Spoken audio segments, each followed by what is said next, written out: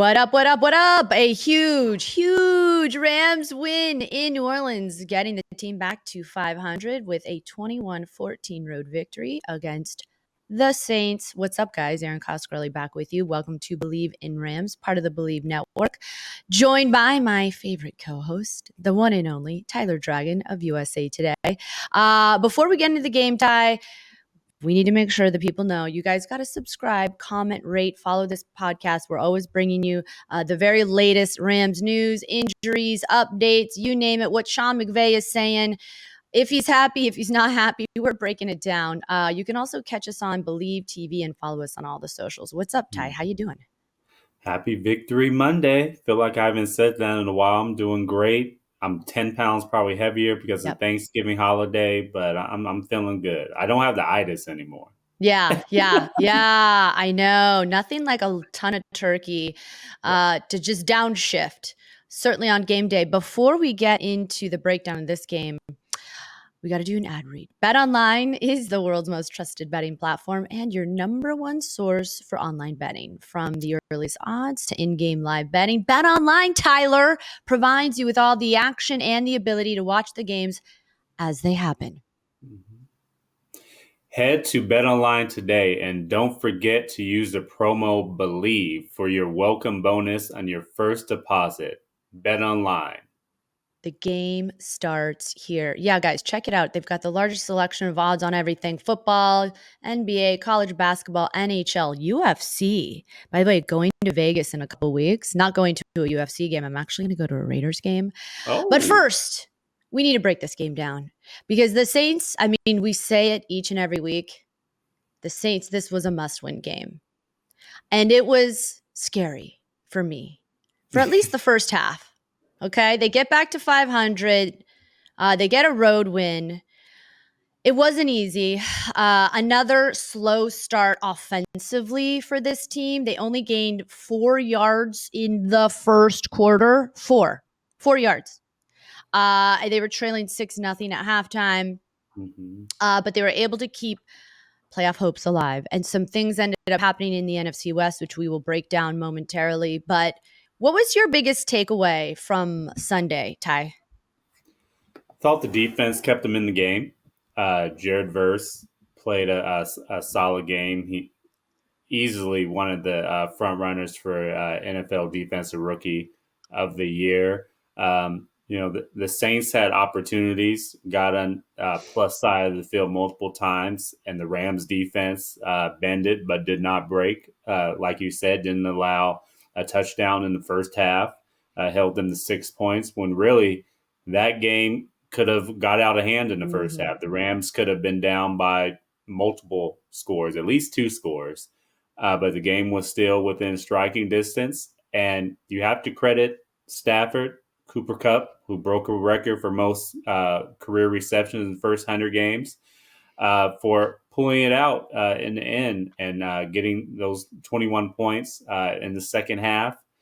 And the defense, again, held serve to win the game. They were on the field when the Saints were driving, and then they stopped them. So overall, the Rams went into a hostile environment. The Saints in New Orleans is not an easy place to play. Those fans in the Mercedes-Benz Dome get real loud, one of my favorite stadiums. And then, the Saints were fairly healthy. Derek Carr was starting at quarterback, and, he's a decent quarterback. So overall, I felt as though this was, like you said, a must-needed win for the Rams, especially given their schedule coming up this month in December with the Buffalo Bills. You have to get a win to keep pace in a crowded NFC West. You look at this NFC West division, all the teams are pretty much jumbled right there together. You have the Seahawks, who have the division lead, but they're just 7-5. And the Rams, the Cardinals are right behind them at 6-6. And then the 49ers, surprisingly, are coming up the rear and last. So that was a must-win game, a much-needed win for Matt Stafford, Cooper Kupp, Sean McVay, and the Rams. So give credit where credit's due. But I give defense the game ball for holding the Saints to 14 points and standing tall when the game mattered the most. Yeah. I always appreciate your perennial optimism, Tyler. I didn't feel as good about how this game started and even ended, Mhm. even though, yes, like you said, we got that big Jared Verse impactful game changing play with Derek Mhm. Carr that could have certainly tied the game up at 21 in the fourth. But I think my question always was, how is this team going to bounce back after what was a demoralizing loss to the Eagles at home, and now they have to deal with the Bills at home, which of course we're going to get into that game in a little bit. But I just didn't think they took care of business in the way that great teams do, albeit I Mhm. agree with you, playing at the Superdome is never easy. This team was undefeated under interim coach Darren Rizzi, Mhm. fresh off their bye. And I knew trying to keep Taysom Hill in check was never going to be easy. Uh, but again, back to back games where the Rams defense struggled containing the run. They're going to have Mhm. another tough matchup with Josh Allen and company next week. But I always wondered, what was Sean McVay's answer to what ended up happening last week? And for the most part, they kept Stafford pretty clean, sacked twice, I Bleav, only 183 yards on 2 touchdowns, no interceptions.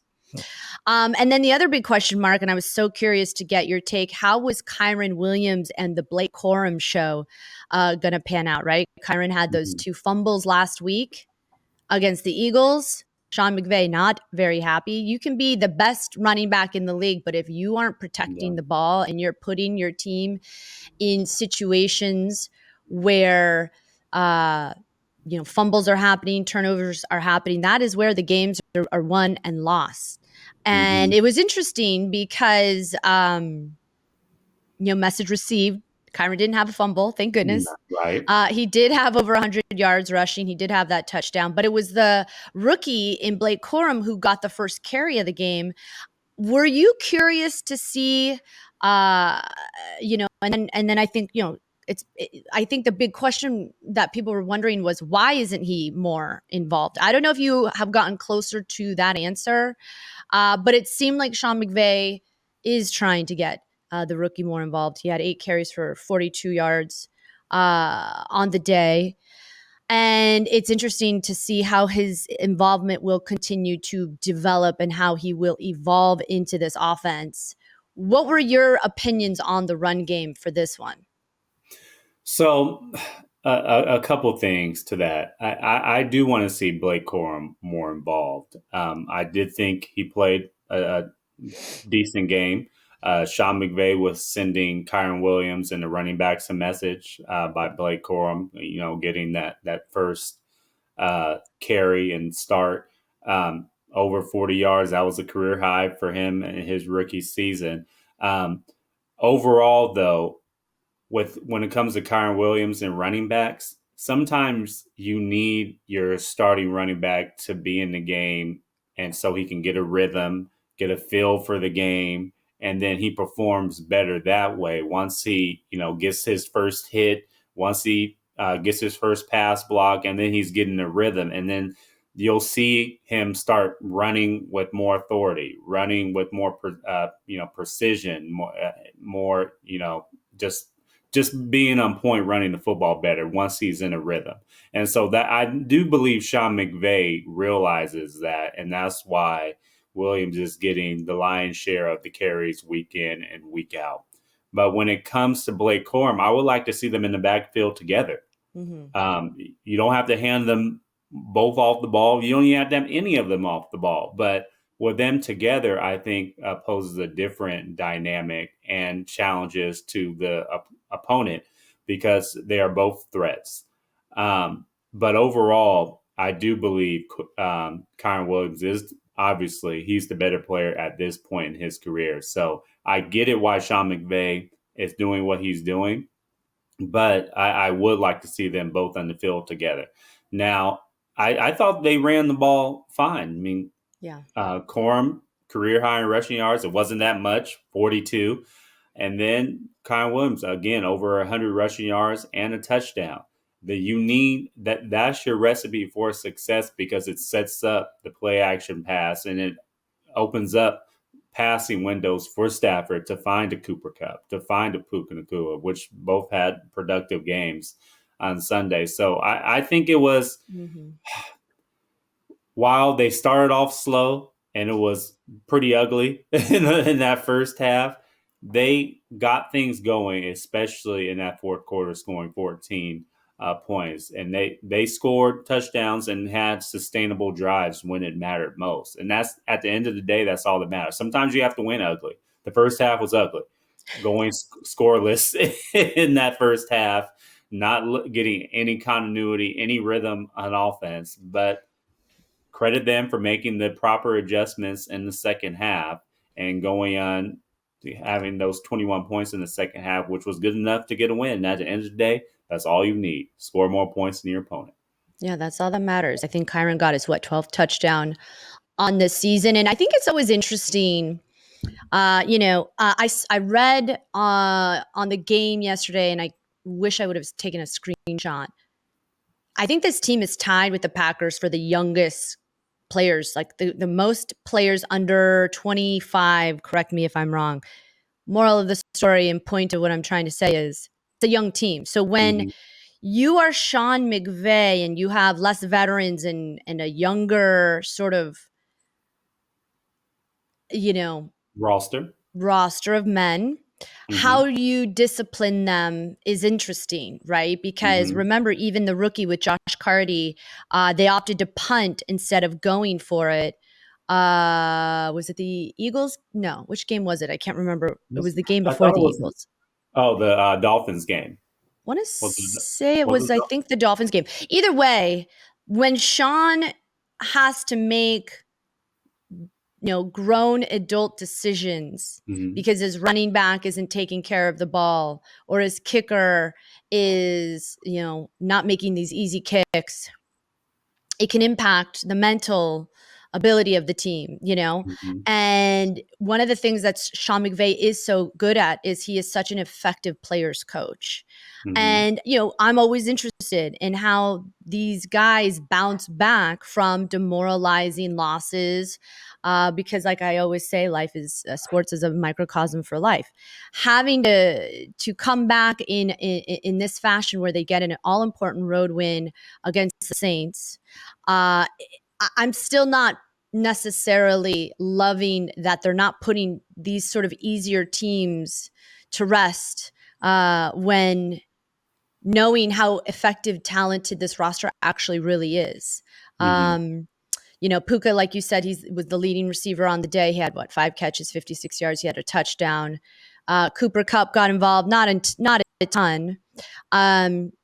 But it's going to be interesting to see down the stretch how this team matures, if you will, because it's been like, what is the identity of this team? Get these big, all important wins, and then they go home and they lose in prime time to teams like the Dolphins. Of course, the Eagles is the biggest test. But when it comes to the Bills, like this feels like the season's on the line with this game coming up. So I don't agree with you entirely that the season is on the line, and the only reason I don't agree because they won this game, which was a huge game, and then you look at the division, and they're only a game and a half or a game behind the One Seahawks. game, Yeah, one game behind. Yep, first place, and and the then Seahawks.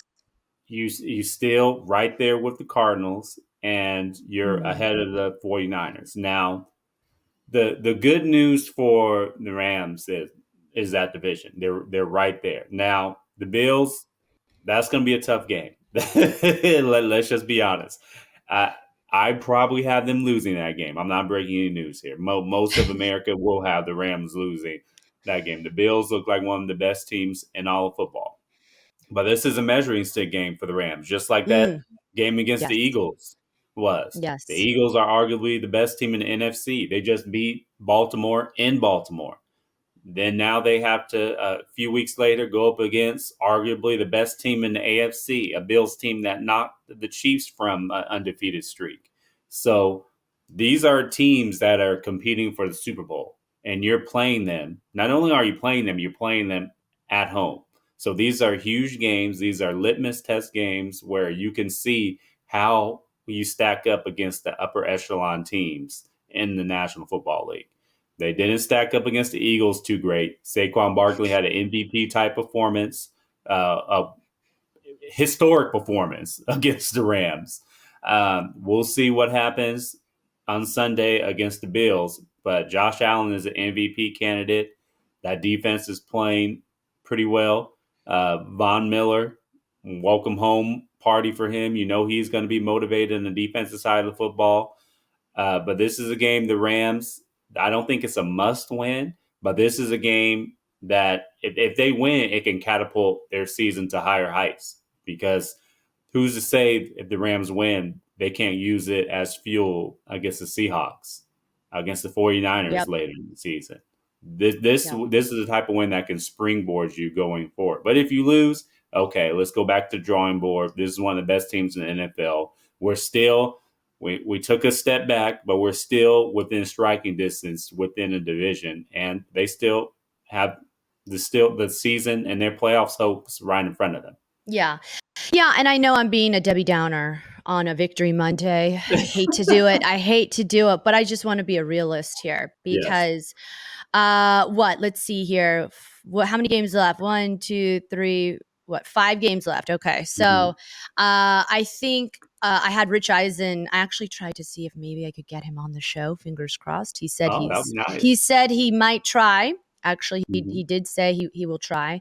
But on his show last week, he said he believes that that the Rams will end up winning the division, getting that playoff spot, going 5-1 down the stretch, and also predicting, like you, that that one game they lose will be against the Bills.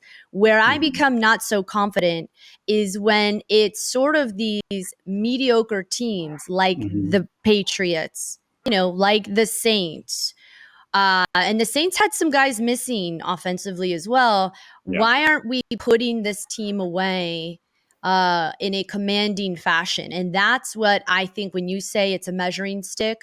Let's just assume they lose to the Bills, and if they lose to the Bills, they still can get in because we'll break down a little bit the NFC West and who's on deck coming up week 15 through 18. But my question for you is, if you're Sean McVay, where does he go when it comes to the drawing board of how to fix some of the issues on this team? Offensive line. The offensive line played better yesterday, granted, but overall, I think this is a subpar season for that O-line unit. Stafford has been hit. He's been pressured regularly. And you really win and lose football games in the trenches.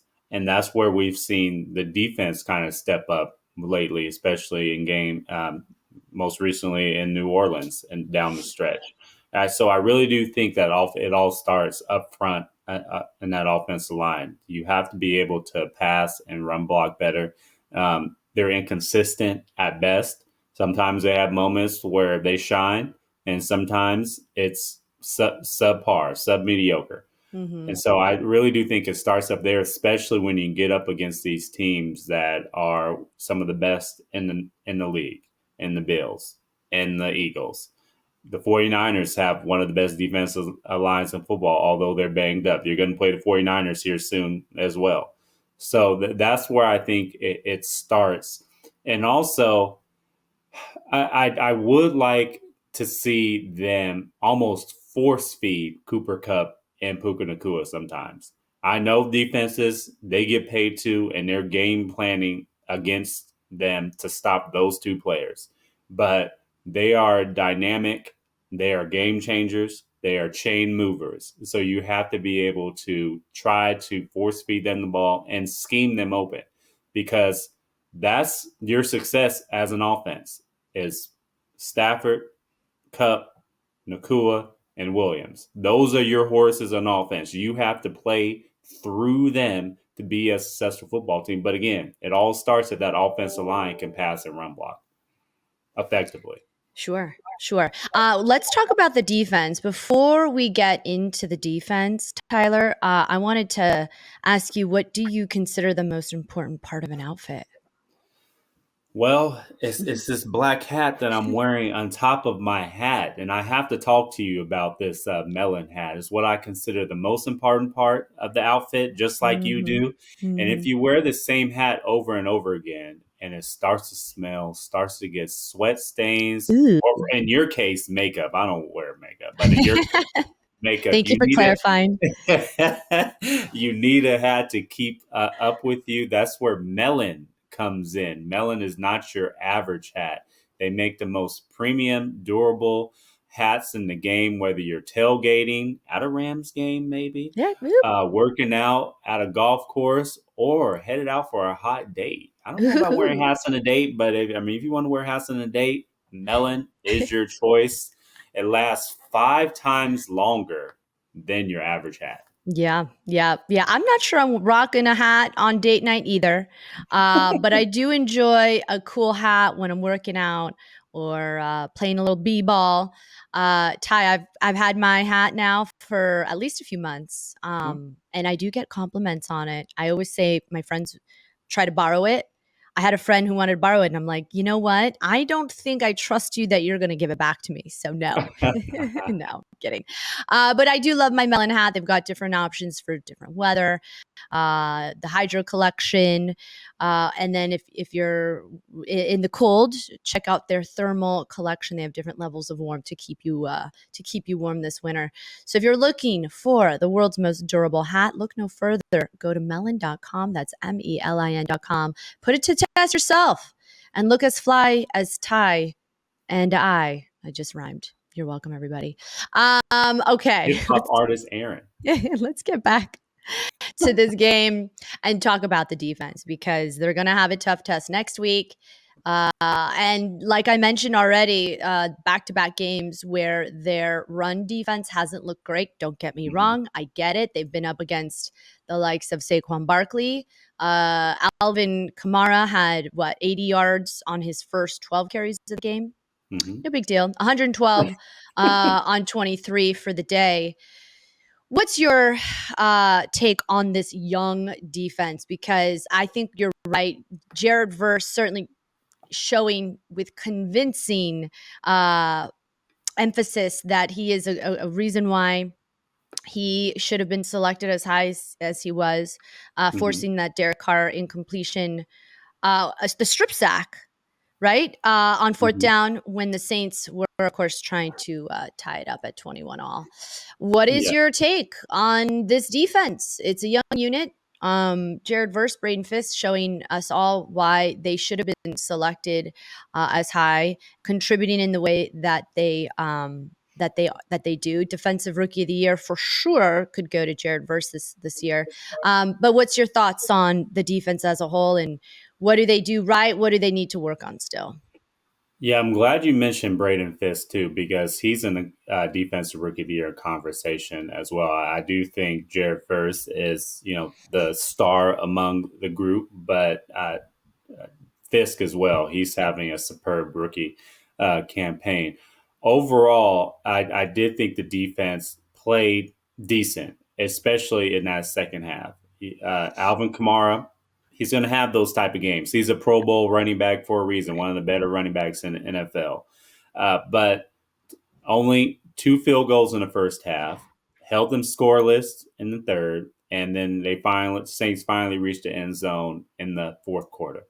They were 0-2, the Saints in the red zone. I think, 5 for 15 on third down. So if you were to tell me you were going to create a turnover, hold a team to 0-2 in the red zone, and then 5 for 15 on third down on the road in a hostile environment, I would say the defense performed pretty well and hold them to 14 points or less. So there are some rooms for improvement. Their run defense has to get better. Saquon Barkley is still running on the Rams. His the Rams are going to be in his career highlight tape. And then Alvin Kamara had a decent game. The Bills, they're going to look at the film, especially those last two games, and say, we have James Cook in the backfield, and we have at Josh Allen, who Yeah. can both run the football. So that is going to be a matchup problem for the Rams. So they're going to have to improve their run defense. Pass defense was good, but again, Derek Carr and the Saints pass catchers, they're not really anything to write home about. They're not going to really beat teams on the outside, especially with them dealing with injuries with Chris Olave and so on the outside. So they didn't really affect the passing game that much. But the pass defense has been inconsistent as well overall this entire year. So I do think the defense, like I said, the game wasn't on them. I think they pretty much won the game because of holding the Saints to those mediocre type numbers and limiting them overall. But I will say that the defense has to be more consistent, especially in the run game going forward, especially when you have these teams coming up. Speaking of coming up, this defense is going to, like you said, have another tough task, another tough test of trying to deal with, like you said, Josh Allen and James Cook.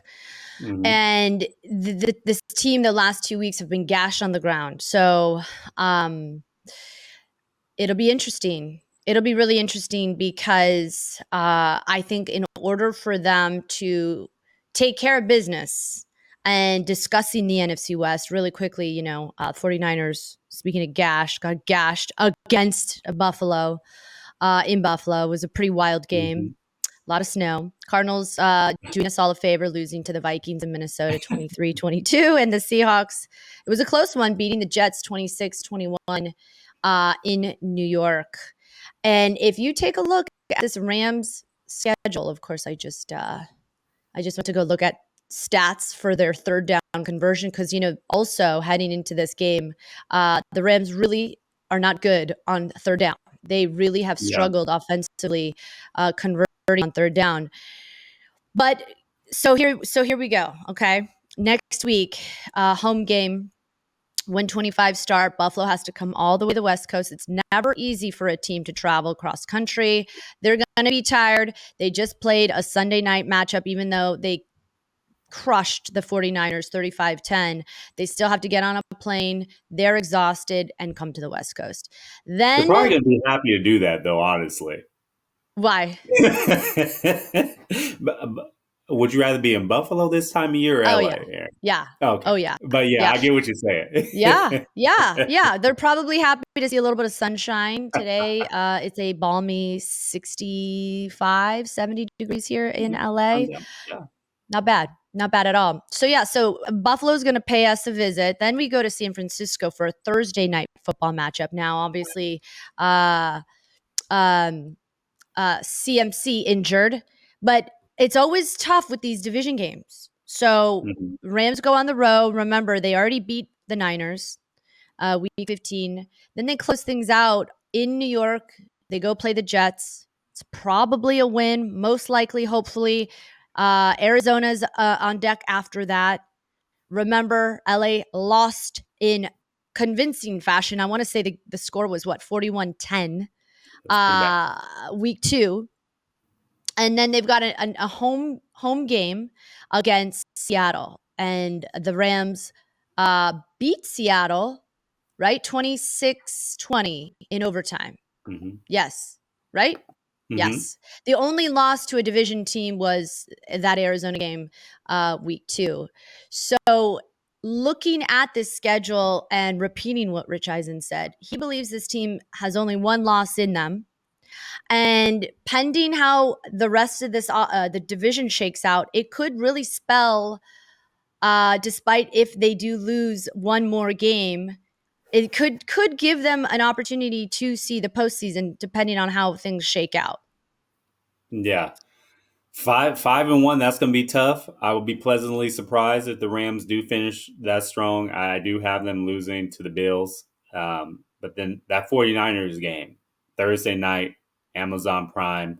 I'll be on a 49ers conference call with not Sean McVay, but Kyle Shanahan this afternoon concerning Christian McCaffrey. He's probably going to be out for the year. That's a huge Yep. blow. The 49ers have been decimated by injuries this year. So this is a time where the Rams can knock the 49ers while they're down. Historically, Kyle Shanahan and the 49ers have had Sean McVay's number, but this is the year to beat the 49ers. We've seen that they're not operating at full strength. And then the Jets, right now the Jets are just playing for pride. It's a mess in New York, seriously, with Aaron Rodgers, that dysfunction going on, coaches fired, GMs fired, Aaron Rodgers in limbo about his playing career beyond this season. It's a mess. You definitely have to beat them. Now, traveling across country is difficult. We just expressed that. It's going to be cold. You're not going to get the LA weather in New York, certainly, in December. That game is going to be difficult, but this is a team that the Rams should be able to beat. And then I'm looking at those division games at the end. Yep. Arizona and Seattle at home. Yep. If you can win those two games, I believe the playoffs are the Rams. That's a playoff berth right there. The season is probably going to ride on those two games if we think they handle business against the 49ers. But overall, it's hard for me to say 5-1. I do see 2 losses in there. I can see, something. Who? Because that was going to be my question, actually. Aside from Buffalo, let's say they take an L. What other team on that schedule sort of scares you? Because it's going to be either Seattle or Arizona. Which one is it? Both of them are home for us. I think it's going to be Seattle. I think Seattle this year, I don't know. I don't want to be the bearer of bad news, but to me, Seattle's been the most consistent team in the NFC West. That's hard to Bleav because all these teams are jumbled together. But at the beginning of the season, I had the Rams splitting with Seattle. The Rams went up in their home and beat them at their house. I think the Seahawks returned the favor. So the Bills and the Seahawks, I have the Rams losing too. And that's not a bad thing either, right? Because it's not like it was a sweep. In the event they lose to Arizona, they've already beat the Rams once this year. I think a loss to Seattle is a bit more of a favorable loss with playoff hopes on the line than if it was against Arizona. So we shall see. But right now, it's all about Week 14. It's all about Josh Allen trying to stop that very scary, like you said, AFC team that's been just killing it. Josh Allen, congrats, by the way. I think he just got engaged. Congrats. To someone named Haley Steinfeld, I want to say. She's an actress, right? Or a singer. I never know. I'm sort of out of the loop. Anything pop culture related, at least around this time. Tyler Dragon, you're always my favorite. I love breaking down the games with you. Happy Victory Monday. Enjoy the rest of your day. Please let us know what Kyle Shanahan had to say as well, okay? I will let you know. You'll be the first to know, Erin. Yes. Okay. I better be. All right. That's it. That's right. Bleav in Rams. Thank you for listening. That is your Week 13 wrap up, and we will talk to you soon. Thanks for listening. Bye, guys.